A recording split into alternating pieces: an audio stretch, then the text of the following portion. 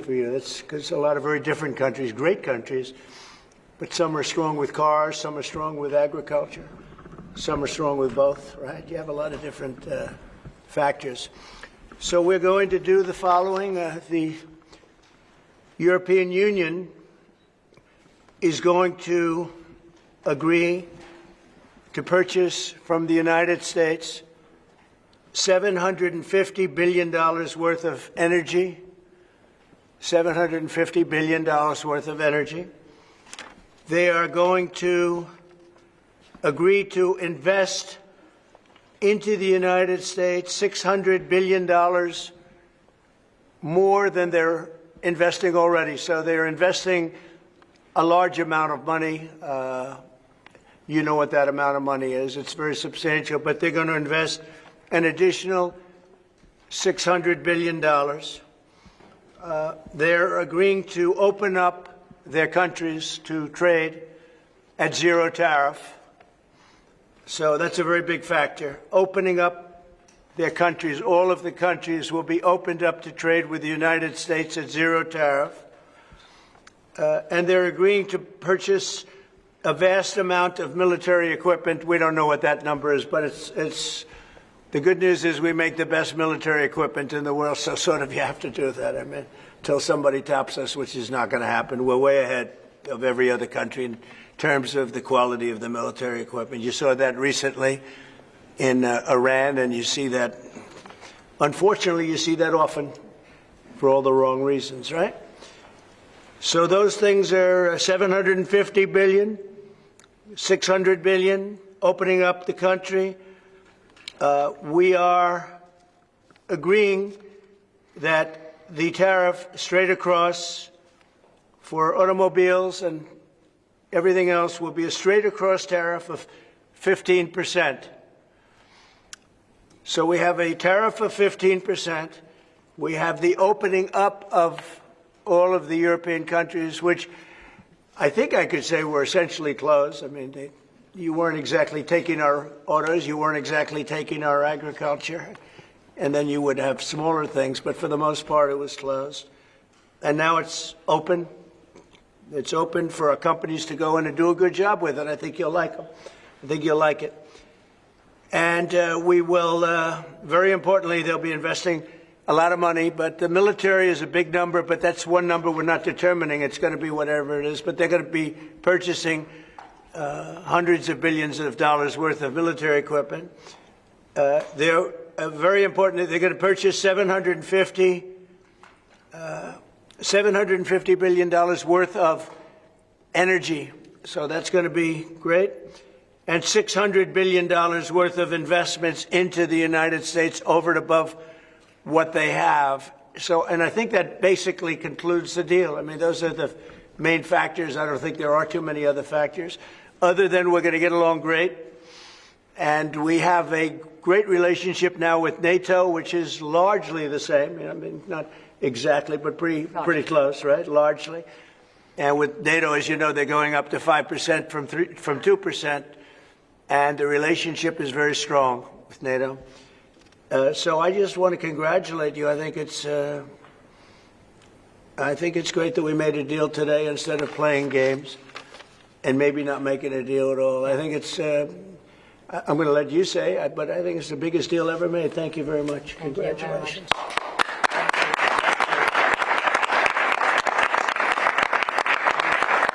Yeah, thank you. We have a deal. We have a trade deal between the two largest economies in the world. And it's a big deal. It's a huge deal. It will bring stability.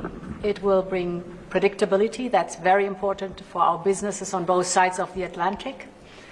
It's 15% tariffs across the board, all inclusive. The investments Mr. President just described, that are going to go to the United States and the purchases over there. Indeed, basically the European market is open. It's 450 million people. So it's a good deal. It's a huge deal. Yeah. It was tough negotiations. I knew it at the beginning, and it was indeed very tough, but we came to good conclusions for both sides. So again, congratulations and many thanks. Thank you very much.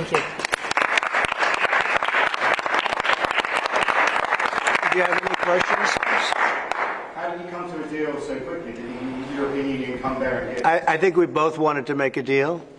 You said something that is very important. It's going to bring us closer together. I think this deal will bring us very close together, actually. Sort of, it's a partnership in a sense, but it's a very good point, and it's something that's very important. But was there one issue that needed to get over the hurdle? No. We had 4 or 5. No, not pharmaceuticals. I mean, we're going to be, as you know, a lot of companies are coming into the U.S., and that's unrelated to this deal. But it's, I think this didn't just start today. We had a meeting. I wasn't sure. I said 50-50. I think you probably felt the same thing. But this started months ago, this negotiation. So we knew pretty much what we were getting into, and we were able to make a deal that's very satisfactory to both sides. So it's a very powerful deal. It's a very big deal. It's the biggest of all the deals. It will be the biggest of all the deals. So we're very honored to have done so, and your staff has been fantastic, and they've worked together long and hard. They worked hard and long, and many thanks to the teams on both sides. It was, as I said at the beginning, a heavy lifting you had to do, but many thanks also for the talks we had many times on the way to our goal, and now we made it, and that's good. It's really good. Anybody else? Yes, ma'am. I have a question for the EU Commission President. What are the U.S. concessions? What is the U.S. giving up in the deal, if anything? So the starting point was an imbalance, a surplus on our side and a deficit on the U.S. side. And we wanted to rebalance the trade relation. And we wanted to do it in a way that trade goes on between the two of us across the Atlantic, because the two biggest economies should have a good trade flow between us. And I think we hit exactly the point we wanted to find. Rebalance, but enable trade on both sides, which means good jobs on both sides of the Atlantic, means prosperity on both sides of the Atlantic, and that was important for us. And again, the energy is a very important component, because we have more energy than anybody else in that sense. And I think it was very wise that they buy a lot of energy, and it's great stuff, and it solves a lot of problems. So that was a great decision, I think. What about steel? Have you agreed? On what? Steel. Steel is staying the way it is. The steel and aluminum, et cetera, et cetera. That's a worldwide thing. That stays the way it is. We How have about chips? Did you discuss that as part of the agreement? Chips? Chips is, Howard, you might want to describe the chips, please, if you would. Well, the expectation is in 2 weeks' time, we're going to come out with our chips 232, and that was one of the key reasons that the European Union came to talk to the president, to try to resolve all things at one time. And well, I'll let you wait for the 2 weeks until you get to announce your plan. But we are going to be bringing chip manufacturing back to the United States of America. We'll be doing a lot of chips. A lot of companies are coming in from Taiwan and from other places into the U.S. And they're doing that in order to avoid tariffs. And the president really avoided the tariffs in a better way for them, much better way, much more conclusive. I think probably much more profitable, definitely much more profitable, and got a lot of benefit from it. So it was a very interesting negotiation. I think it's going to be great for both parties. I think your various countries are very happy about this. Is there an industry in the U.S. that you see maybe having the first impact of getting into this market that was not accessible before, whether it's auto or what's the first call you made? Yeah, I think cars. Cars basically were not invited. Were not. I don't know if the word is not allowed or just you just kept them out somehow, right? But cars will be. We have some cars that do terrific business, and we do really well with the pickup trucks, with the SUVs. We have some great things, and I think the people of Europe will have some diversification. I think that'll make them happy. So I think maybe cars would be the one that would go the biggest, and the second would be agriculture, the farmers. And we'll do it in very strict conjunction with the president and the European Union. And they're coming into, likewise, they're coming into our country with great vigor. And I think they're going to make a lot of money with this. I think everybody is. I think it, and again, it's going to bring a lot of unity and friendship. It's going to work out really well. Okay? What's the next deal you're focused on now? Say it. What's the next deal you're focused on now? That's an interesting question. This was the big one. This is the biggest of them all. We're looking at deals with 3 or 4 other countries.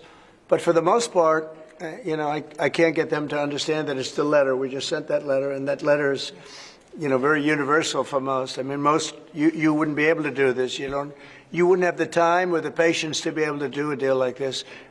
Most of the others are going to be a certain tariff, and we're going to keep it as low as we can. They're generally smaller countries or countries we don't do much business with. But that they've already received, to a large extent, they've received a letter. They'll probably receive a letter of clarification or a confirmation type letter, which will go out sometime during this week, prior to August 1st. And the tariffs will start being paid by those countries prior to August, on August 1st and beyond. Okay? Mr. President, was part of the rush to get this deal done to knock the Jeffrey Epstein story out? Oh, you got to be kidding with that. No, had nothing to do with it. Only you would think that. That had nothing to do with On a it. day which is good for European business and American business, businesses in this country, particularly small businesses, are closing at a record rate. And you're seeing the Prime Minister tomorrow, Chris Starmer. What does he need to do to help British business in this country?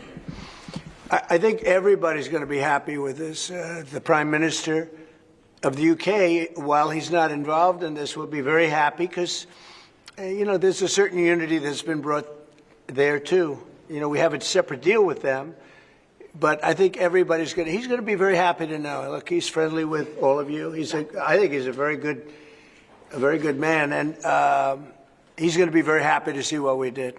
I think UK is going to be very, very happy. Thank you all very much. Appreciate it. Thank you. Thank you very much.